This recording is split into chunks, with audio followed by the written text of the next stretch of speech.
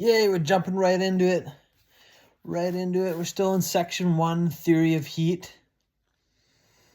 I think on the last page, the title was like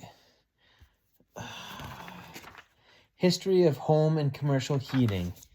And I already read 15 lines. So we're just going to keep. First word, Americans, for example, learned in later years to vent smoke through holes at the peak of their teepees, and some of these vents were constructed with a vane that could be adjusted to prevent downdrafts. The fireplaces common in Europe and North America were vented through chimneys. Early stoves were found to be more efficient than fireplaces. These early stoves were constructed of a type of fire brick, ceramic materials, or iron. In the mid-18th century, a jacket for this stove and a duct system were developed. The stove could then be located at the lowest place in a structure, and the heated air in the jacket around the stove would rise through a duct system and grates into the living area. This was the beginning of the development of circulating warm air heating systems. Boilers that heated water were also developed, and this water was circulated through pipes and duct systems. The water heated the air around the pipes, and the heated air passed into the rooms to be heated. Radiators were then developed. The heater water circulated by convection through the pipes to the radiators, and heat was passed into the room by radiation.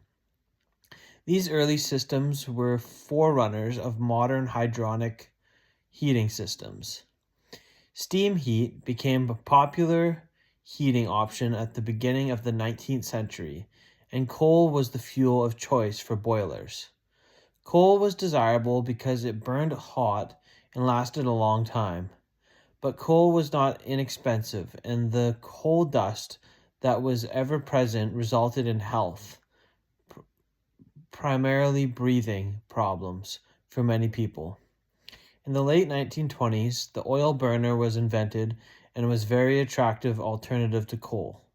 Oil was less expensive and cleaner than coal, and nobody had to keep feeding the coal to keep the fire burning.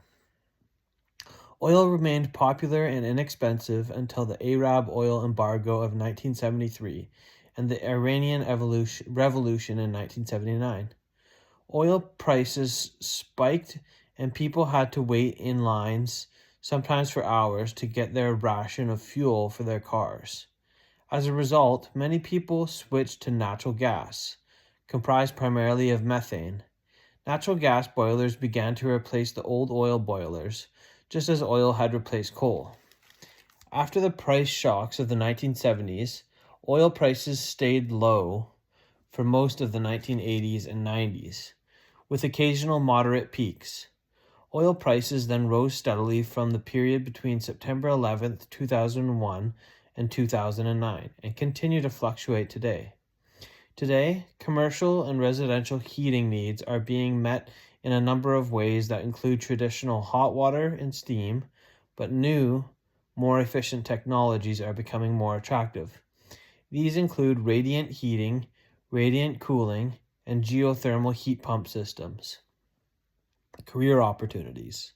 The HVAC/R industry is rapidly changing due to advancements in technology being spurred on by the need for increased energy efficiencies. The career opportunities available in HVAC/R for those who have acquired formal technical training, coupled with field experience, are unlimited. Schools that provide excellent technical training in the field are becoming easier to identify through HVAC/R program accreditation. As new equipment becomes more technically challenging and the existing workforce continues to age, the employment positions available will continue to outnumber applicants for the foreseeable future. This shortfall in available competent HVAC/R service technicians is being addressed through the cooperative efforts of educational institutions, labor unions, employers, and manufacturers. Many organizations offer apprenticeship opportunities that can lead to high-income positions.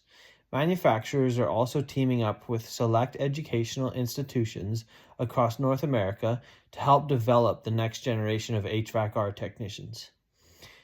Many newer buildings are constructed so tightly that the quality of the air must be controlled by specialized equipment. The conditions of the air must also be carefully controlled in areas that perform manufacturing processes. Heating and air conditioning systems control the temperature, humidity, and total air quality in residential, commercial, industrial, and other types of buildings. Refrigeration systems are used to store and transport food, medicine, and other perishable items. Refrigeration and air conditioning technicians design, sell, install, or maintain these systems. Many contractors and service companies specialize in commercial refrigeration. The installation and service technicians employed by these companies install and service refrigeration equipment in supermarkets, restaurants, hotels, motels, flower shops, and many other types of retail and wholesale commercial businesses. Other contractors and service companies may specialize in air conditioning. Many specialize in residential only or commercial only installation and service. Others may install and service both residential and commercial equipment up to a specific size. Air conditioning may include cooling, heating, humidifying, dehumidifying, ventilating, exhausting, and air cleaning. Heating equipment may rely on fossil fuels such as natural gas, liquefied petroleum, or oil, or may be configured as electric-based or heat pump systems. The type and number of installations will vary from one part of the country to another, depending on the climate and the availability of the heat source. The heating equipment may be either a furnace, which heats air, or a boiler, which heats water. The boiler heats water and pumps it into the space to be heated, where one of many types of heat exchangers transfers the heat to the air. Technicians may specialize in installation or service of equipment, or they may be involved with both. Other technicians may design installations or work in the sales area. Sales representatives may be in the field selling equipment to contractors, businesses, or homeowners. Others may work in wholesale supply stores. Still, other technicians may represent manufacturers selling equipment to wholesalers and large contractors. Many opportunities exist for technicians to be employed in the industry or by companies owning large buildings. Technicians may be responsible for the operation of air conditioning equipment, or they may be involved in the service of this equipment. Opportunities also exist for employment in servicing household refrigeration and room air conditioners, which would include refrigerators, freezers, and window or through-the-wall air conditioners. Opportunities are also available for employment in a field often called transport refrigeration. This includes servicing refrigeration equipment in trucks or on large containers hauled by trucks and ships. Most modern houses and other buildings are constructed to keep outside air from entering, except through planned ventilation. Consequently, the same air is circulated through the building many times. The quality of this air may eventually cause a health problem for people spending many hours in the building. This indoor air quality, IAQ, presents another opportunity for employment in the air conditioning field. Technicians clean filters and ducts, take air measurements, check ventilation systems, and perform other tasks to help ensure healthy air quality. Other technicians work for manufacturers of air conditioning equipment. These technicians may be employed to assist in equipment design in the manufacturing process or as equipment salespersons. Following is a list of many career opportunities in the HVAC/R field. Field service technician, service manager, field supervisors, field installer, journeyman, project manager, job foreman, application engineer, controls technician, draftsperson, contractor, lab technician, inspector, facilities and technician, instructor, educational administrator, inside/outside sales rep, sales manager, new product developer, research engineer, estimator. Technician certification programs. History. Even though mandatory technician certification programs are in place today, the EPA originally did not consider them as its lead option. As a matter of fact, the EPA initially thought private incentives would ensure that technicians were properly trained in refrigerant recycling and recovery. The EPA also stated that it would play an important role through a voluntary technician certification program by recognizing those who provide and participate in voluntary technician training programs that meet certain minimum requirements. The EPA also thought that a mandatory certification program would be an administrative burden. The EPA then requested public comments on a mandatory versus voluntary technician certification program. More than 18,000 comments were in the favor of a mandatory program, and only 142 were in favor of a voluntary program. Most of the 18,000 in favor of the mandatory certification program were major trade organizations and technicians themselves.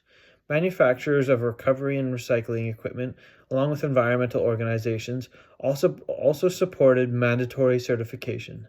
They believed it would increase compliance with venting, recovery and recycling laws, and the general safe handling of refrigerants.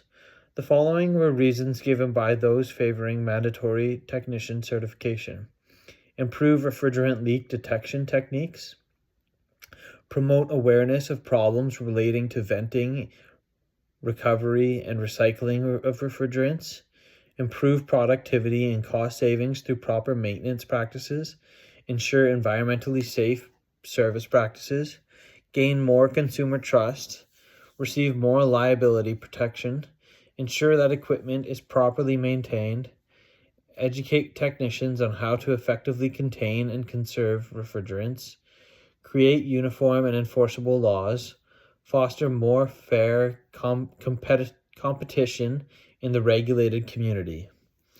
With these comments in mind, the EPA decided that mandatory technician certification would increase fairness by ensuring that all technicians were complying with today's rules.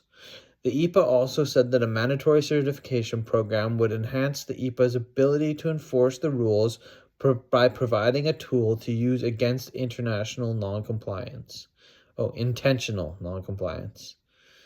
The ability to revoke the technician's certification. The EPA then created a mandatory technician certification program that mandated all technicians to be certified effective November 14th, 1994. All technicians must pass an examination administered by an approved EPA testing organization in the private sector in order to purchase refrigerant and to work on equipment that contains refrigerant. This mandatory certification applies to individuals who work as installers, contract employees, in-house service personnel, and anyone else who installs, maintains, or repairs equipment that might reasonably have the opportunity to release CFCs or HCFCs into the atmosphere.